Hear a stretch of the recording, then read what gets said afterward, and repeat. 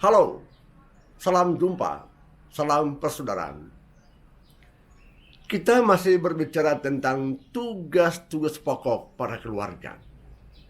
Dan saya katakan bahwa ada 4 tugas yang mesti diembangkan oleh para keluarga. Sekarang kita masuk pada pokok yang keempat, ialah para keluarga turut serta dalam kehidupan dan karya-karya perutusan gereja. Saudara sekalian, para keluarga adalah anggota masyarakat, dan karena itu dia juga mesti ambil bagian dalam karya-karya masyarakat. Tetapi dia juga adalah bagian pokok dari gereja. Oleh karena itu dia juga mesti terlibat langsung dalam kehidupan dan karya-karya perutusan dari gereja itu sendiri. Dalam tugas yang keempat ini adalah 2 hal yang kita mesti perbincangkan, yaitu terlibat dalam kehidupan gereja, ini pokok pertama, dan yang kedua ialah terlibat dalam karya-karya perutusan yang dibuat oleh gereja, untuk gereja, tapi juga untuk masyarakat luas. Saudara sekalian, gereja berkembang karena menghidupi 2 hal penting. Yang pertama ialah iman itu sendiri, dan yang kedua ialah semangat yang dihidupi oleh para anggota gereja.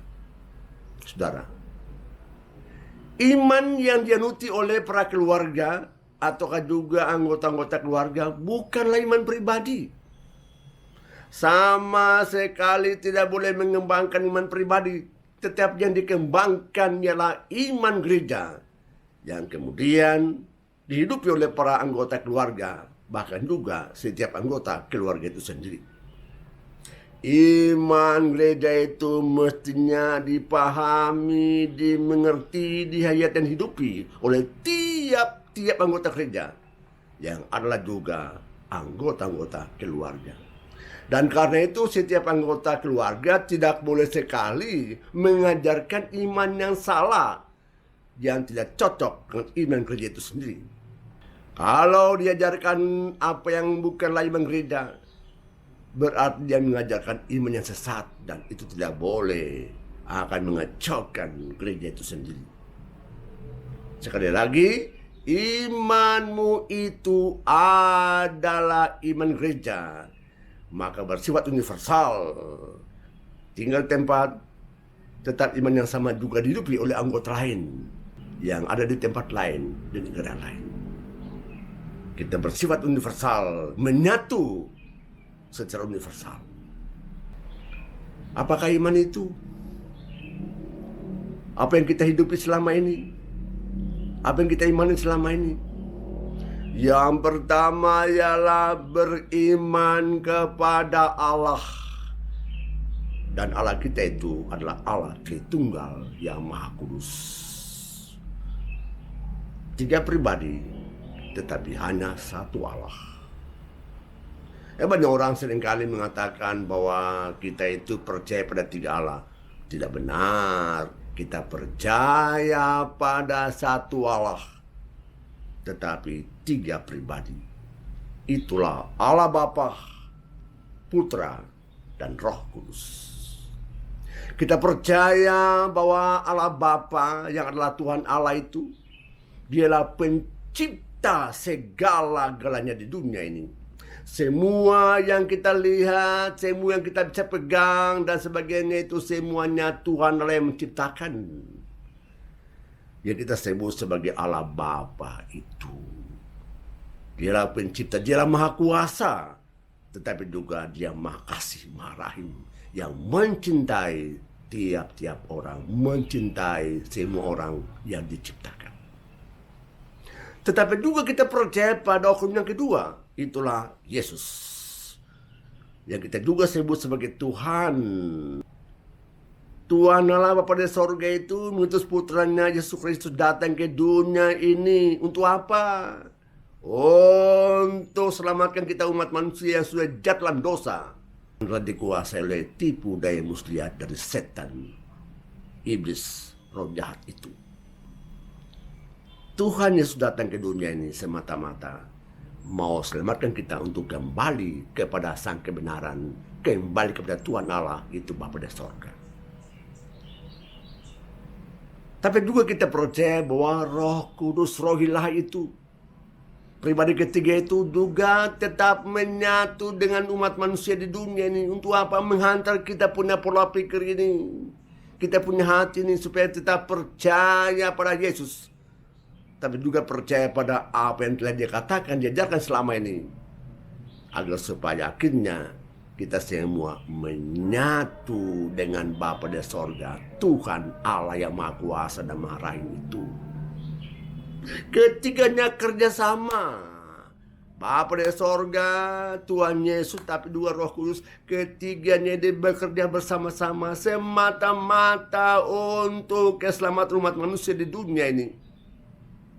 Agar kelak bila kita mati, kita tinggalkan dunia ini, kita kembali menyatu dengan Tuhan Allah di sorga yang bahagia itu. Saudara sekalian, pada waktu saya berbicara tentang bagaimana kuasa iblis, roh jahat itu, yang mau menghancurkan kita manusia, yang mau menghancurkan relasi kita dengan Tuhan Allah itu, banyak hal saya perbincangkan.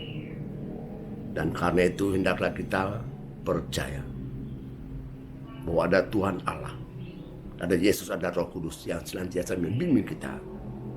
Dengarkanlah seruan-seruan mereka, dengarkanlah suara Bapa, dengarkanlah suara Roh Kudus, tetapi juga dengarkanlah suara Yesus yang telah mengajarkan banyak hal kepada kita untuk senantiasa berjalan dalam kebenaran dan berjalan dalam kebijakan Tuhan Allah. Semuanya semata-mata supaya kita semua selamat dan bahagia. Kita juga percaya pada para malaikat. Mereka itu malaikat-malaikat yang bagus itu, yang baik itu, yang tinggal di sorga itu. Saban kali memuliakan Tuhan Allah, mereka menyembah Tuhan Allah. Tetapi juga mereka juga membimbing kita, mendekati kita, mengarahkan kita, supaya jangan sampai jatuh dalam dosa. Jangan sampai kita dikuasai oleh iblis itu. Tetapi dengarkanlah seruan-seruan Tuhan Allah. Dengarkanlah apa dikatakan oleh Tuhan Yesus. Dan dengarkanlah suara Roh yang senantiasa datang membimbing pikiran kita, membimbing hati kita untuk berjalan bersama-sama dalam iman kepada Tuhan Allah. Kita punya malaikat pelindung yang menemani kita, yang mendoakan kita, yang berjalan bersama-sama kita selama ini, yang menuntun kita supaya jangan jatuh dalam dosa, tetapi tak bersandar semata-mata kepada Tuhan Allah. Kita juga percaya pada Bunda Maria. Itulah ibu Yesus. Tetapi juga ibu kita sekalian. Ingat kembali pada waktu Yesus disalib, Dia serahkan ibunya kepada Yohanes yang mewakili kita sekalian. Saplah Maria sebagai ibumu. Maria juga menganggap kita sebagai anak-anaknya. Peranan Maria luar biasa dalam kita punya sejarah keselamatan. Tugas dia ialah membantu kita, mendoakan kita. Kita bukan menyembah sama Maria, tetapi kita menghormati Bunda Maria yang luar biasa, ibu yang terkasih itu, yang senantiasa juga menuntun kita supaya senantiasa juga berjalan sirama dengan firman Tuhan, bahkan juga dengan pengajaran yang telah disampaikan kepada kita oleh Yesus, putranya sendiri. Selain iman, ada juga hal lain, yaitu semangat, spirit yang ada dalam tubuh gereja, yang dihidupi oleh gereja, membuat gereja tetap hidup dan berkembang, menjalankan tugas-tugasnya yang mulia karena demi keselamatan seluruh umat manusia. Semangat gereja itu diambil dari Yesus, sang penyelamat itu, sang penebus itu. Ada banyak hal yang dihidupi oleh Yesus sepanjang perjuangannya di tengah-tengah umat manusia, sampai dia mati dan bangkit kembali. Saudara sekalian, semangat yang paling fundamental, yang paling prinsipil, yang mesti ada, yaitu kasih. Cinta kasih. Dia katakan, dan saya ulang sekali lagi, Saya ulangi sekali lagi, dia selalu katakan, kalau cinta sama Tuhan Allah itu, cintalah Tuhan Allahmu dengan segenap hatimu, segenap jiwamu, dan dengan segenap kekuatanmu. Dan cintai saya manusia seperti kau mencintai dirimu sendiri.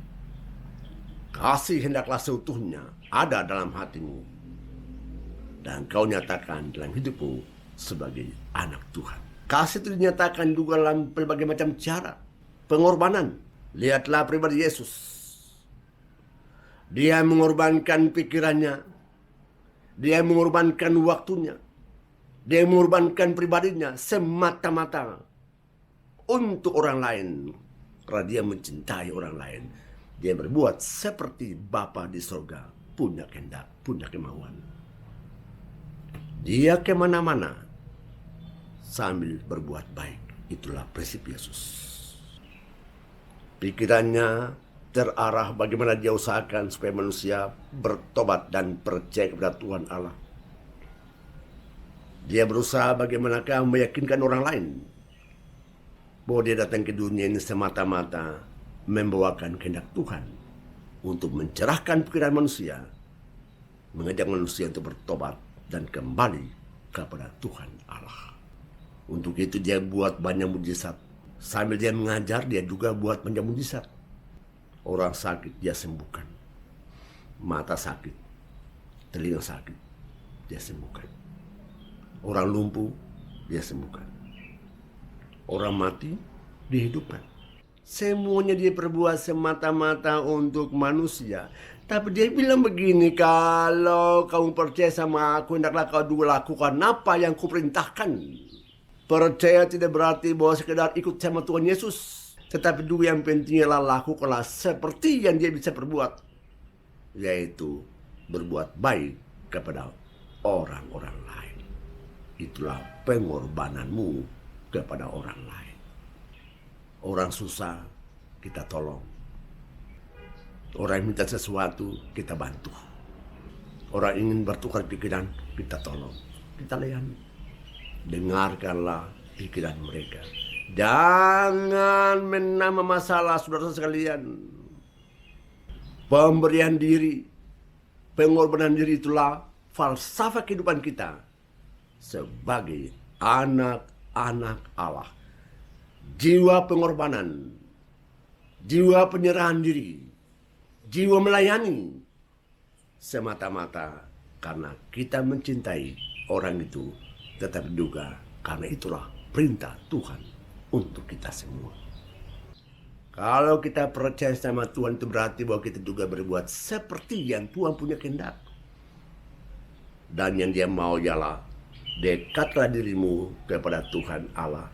Tetapi juga berbuat baiklah kepada orang lain bila kau lihat dia alami susah, dia butuh bantuan dan lain sebagainya. Kalau Anda banyak berdoa kepada Tuhan, dan kalau Anda juga siap berbuat baik kepada siapa saja sesuai dengan perintah Tuhan Allah, Anda percaya Tuhan mau pakai Anda sebagai sarana untuk orang lain. Sampai jumpa.